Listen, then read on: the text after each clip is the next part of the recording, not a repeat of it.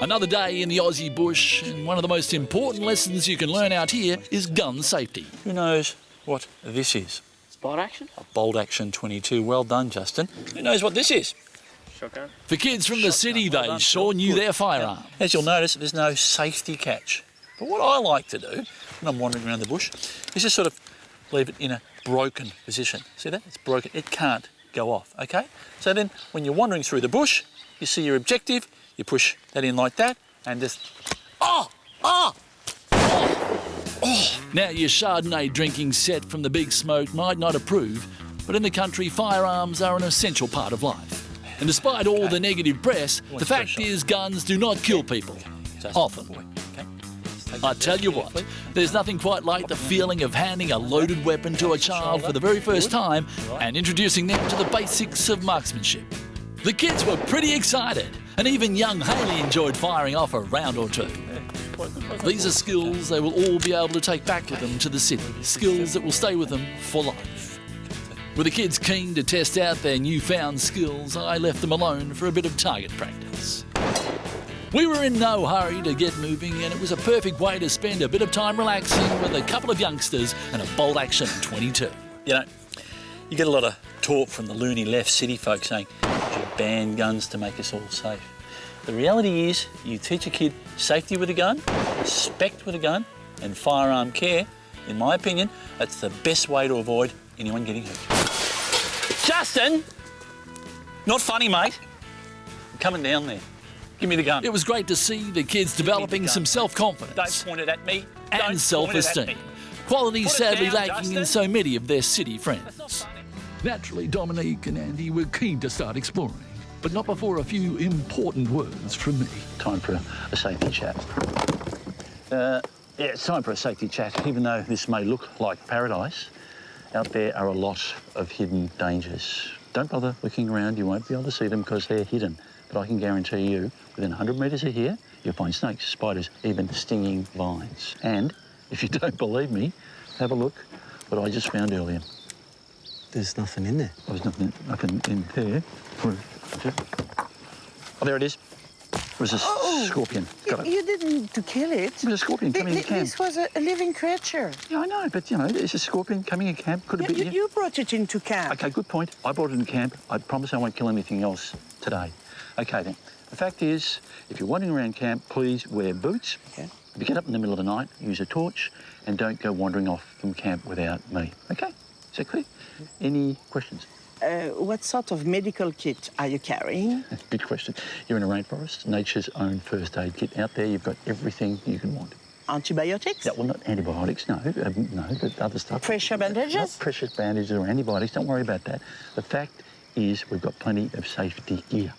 We've got a two-way radio in there. We've got a fire extinguisher. Not many people have fire extinguishers, and we've got one. You ever used one of these in the event of a fire? Yep. This is what you use. Okay, this is the activating button here. But first of all, you must pull the safety pin. What happened there? Oh. City folk and those from overseas don't realise just how underprepared they are. And it shot you in the face and not in the face. With the safety talk out of the way, I could tell everyone was now more relaxed. Safe in the knowledge that I had all eventualities covered.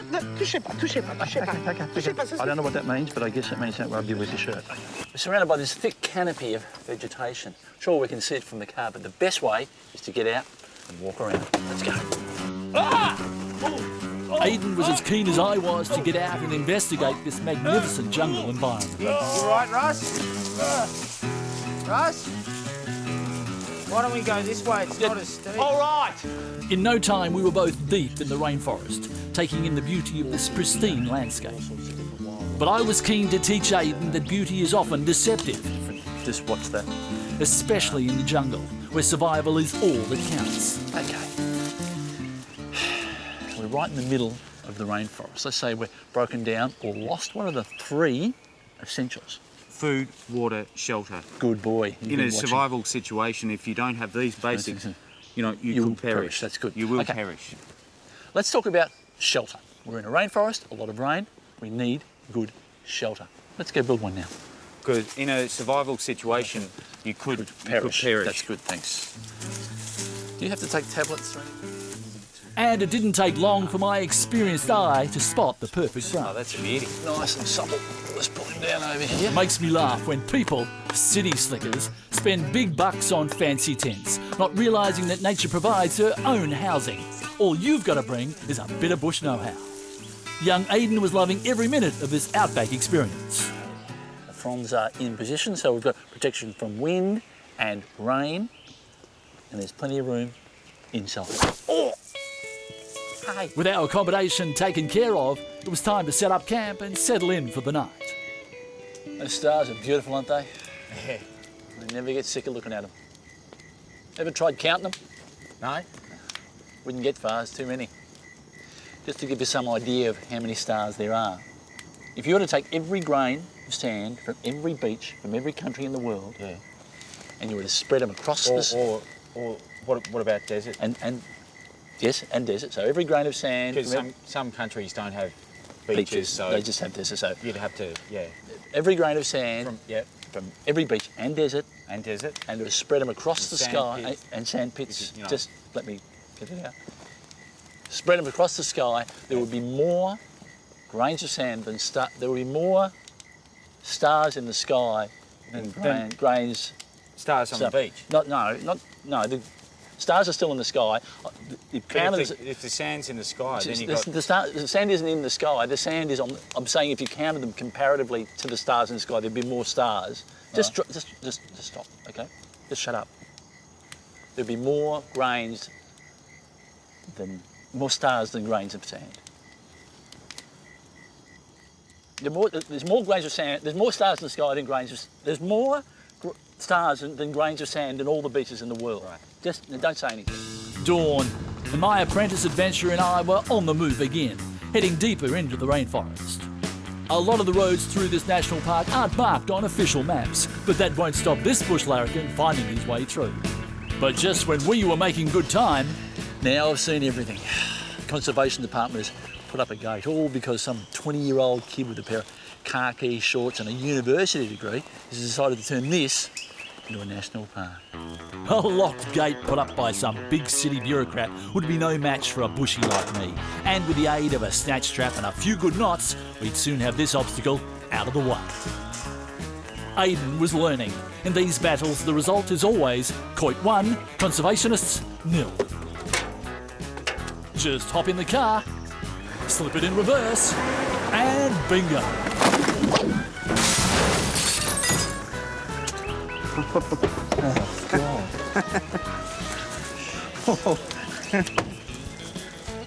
It's time to hit the road. Just shut up. Adventures, time to hit the road. It took a bit of driving, but eventually I was able to locate what seemed to be a suitable location. Time to get this precious cargo out of its cage and back into the wild, where it belongs. Come on, old girl. Come on. Come on, out you come. A little bit reluctant to leave home, just like a teenager. Looks like this little miss is not so keen to meet the outside world. Might need a bit of persuasion. Come on, old girl. Come on, hop out there. Get out there and enjoy your new life. Yeah, look, they've got quite strong skulls. No, don't just stop here. Quite strong skulls, so if they are hit by anything, and that happens in the wild all the time, that sort of thing, they get hit, struck on their head, they just stay up here. G'day, mate, what seems to be the problem? Oh, I just locked my keys in the car. Lock the old keys in your car. The only thing you have to lock up around here is your beer, mate. And I thought I'd seen it all. Why would you bother locking your car in the outback? Absolutely ridiculous. Anyway, I've seen some wildlife. This guy's an absolute galah. The fact is, if you're going to come out into a wilderness area like this, you've got to be prepared for all possibilities, How about the jiffy, mate? even No those worries. that aren't possible. Lucky for this bloke, we happened to come along. No, so just one more try. What? Ah, that's it. No worries. But with night fast closing in, it was soon time for us to make camp and get some tucker on the fire.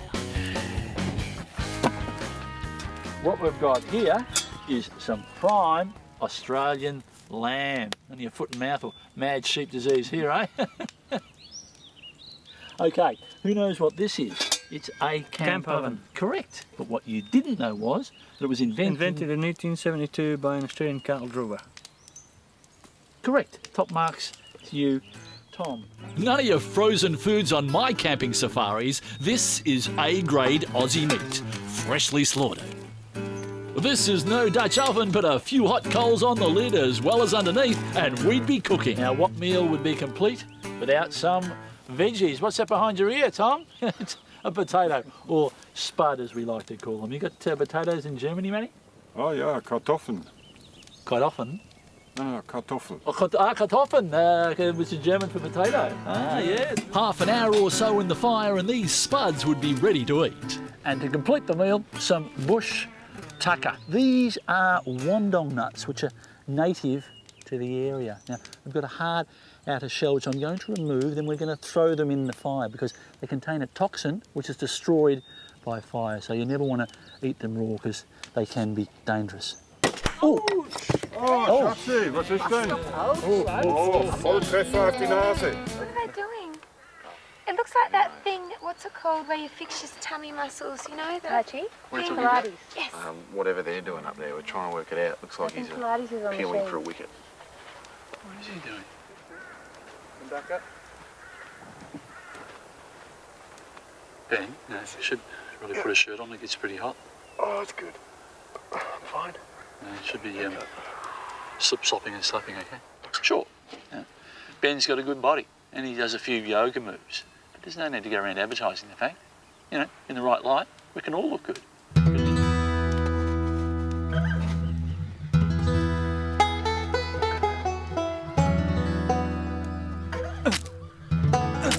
Bill! Come here, Chrissy. Can't find it. Phil, you meant to, as I was coming through for the long dong chow and you moved. Luckily, I was flexed when I hit.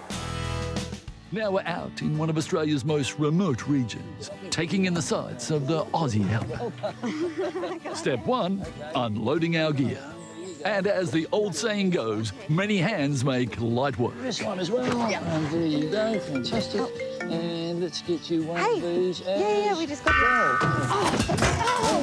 Working together as a team is an important part of bush survival, and I felt confident that Chrissy would rise to the challenge. Yeah, you're not going to put this on Facebook or anything, are you? With a bit of guidance from yours truly, of course. But we couldn't lie around soaking in the sights forever. Oh, there he is. Oh, your phone's all right? No, your phone's fine. With the car unloaded, it was time for us to do a bit of exploring. And for me to share some of my knowledge with Chrissy. Watch that little hole there. The thing about these bamboos, they need a lot of water. And they will get that in the tropics. And they actually grow pretty quickly. I'll take a baby one here, for example. Have a look at that. Let's have a hold of it. How long do you reckon it takes for that to grow as big as that? Oh, I could tell my niece was excited to be here in the bush. And I looked forward to watching this pampered city princess turn into a confident young camper. But there was plenty more to learn. We soon had a fire going and the tents set up. Looks like you need a bit of a hand. It's okay, look, I've almost finished. No, look, it's all right. Just pop that in there. Just go over here. In the outback, it's important to conserve your energy. You know, you can huff and puff blowing up a lilo, or you can use a little bit of Aussie know-how. Just stick this in here. You got it in? Oh.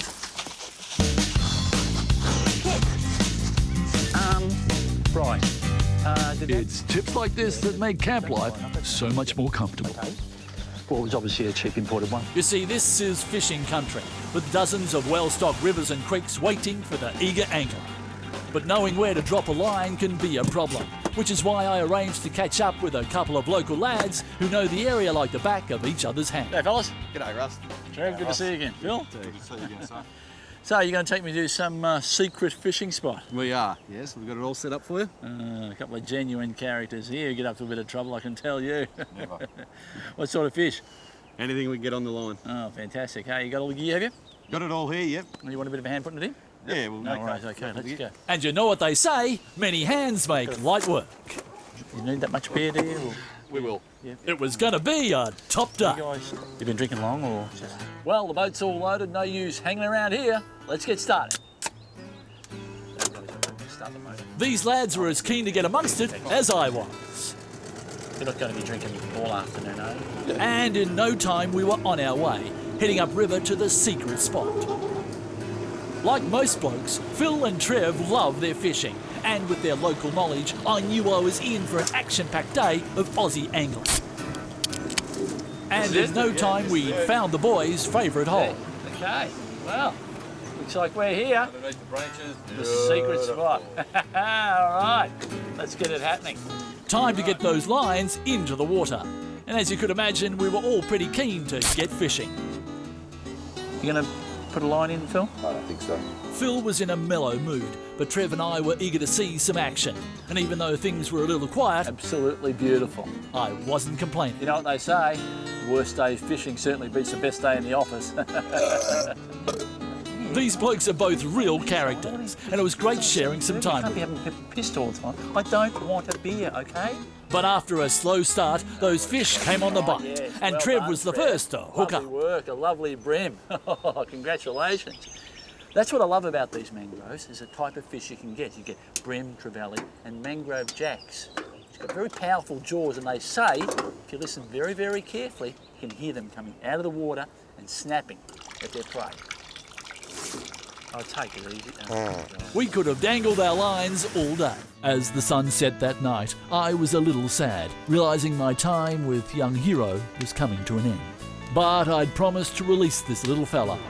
This is an electronic tracking collar, wired up to a small but very high-powered battery.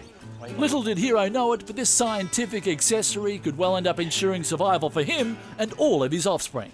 These tracking collars are amazing. They're lightweight and got a battery in them that lasts for 5 years. Invented by some mates of mine at the Conservation Department. And if I put it on right, it should send a signal up to a satellite and back to their computers so they can keep a track on this little fella and get a better understanding of this species' requirements and needs. Now it's just a matter of turning it on. Oh shit. It was a long, tough drive, but eventually I hit the bright lights of Alice. With a population of 15,000 and weather to match, Alice Springs provides an ideal place to stop, refuel and recharge the batteries. I came by car, but 100 years ago the most common form of transport to the Red Centre was the steel highway, the train. That's right, the mighty gun. Someone who knows more about the old gun than anyone I know is an old mate of mine by the name of Steve Leach. Let's see if he's in. Okay, Steve. Hey, Russell. Steve's had a lifelong love of trains all his life, and it was great catching up and swapping a few yarns. And of course, sharing a few laughs. Then, as the sun went down, it was time for the elbow to go up. On the bar. Of the pub. Alice Springs is not short of watering holes, and I sure could do with a cold beer. G'day, how you going? Thanks. I just got in from up the road. Couldn't get a good cold beer, could I? Would be? Yeah, that'd be lovely. Thanks very much. It had been a long, dusty drive, and I sure had a long, dusty throat. Can we just get an opener for that, please? Tell you what, I could have spent all night at the pub. With that big muster due to start in 2 days, it was going to have to be an early start. It just so happened that Josie, who works at the pub in Alice, needed a lift north. I was happy to oblige. After so many days alone behind the wheel, it was good to have someone to chat to. I'd now left the Simpson and was heading into the Tanami Desert, which takes its name from the Aboriginal word Tanami. And looking out across the vast plains, it's not hard to see why. It really is special country up this way, and I couldn't resist the opportunity of showing Josie a few of the sights. There's plenty of gorges to be found which make great swimming holes, especially if there's water. These places attract plenty of bird life, and I'm talking the feathered variety. The amazing thing about this billabong is when it dries up, the fish's eggs that live This billabong actually never dries up. in a very dry season, it may well and does actually dry up. And the fish's eggs that live in here go dormant into the rock and into the mud, and then when the water comes back, so do the fish. So you'll always find fish in a billabong just like this one. It certainly is a beautiful part of the world, and I enjoyed explaining to Josie some of the many fascinating facts pertaining to this fascinating area. Very, very rare. I want you to be like, don't sort of, if you want to say something, just wait till the No, I camera's... understand, and I'm really sorry. Yeah, but okay, I just wait till the camera's... But it doesn't dry up. Of course, you just can't go poking around the scrub without a decent map or some idea of where you are. Lucky thing for Josie, I've had years of experience in the outback and know a trick or two for keeping out of trouble. Okay, here's a bit of a tip. If you're ever in the outback and you want to find out where north is, you take your watch, you aim the 12 at the sun, and halfway between the 12 and the hour hand is due north. It was great sharing a bit of outback fun with Josie, but all too soon she had to go somewhere. Aussie adventures.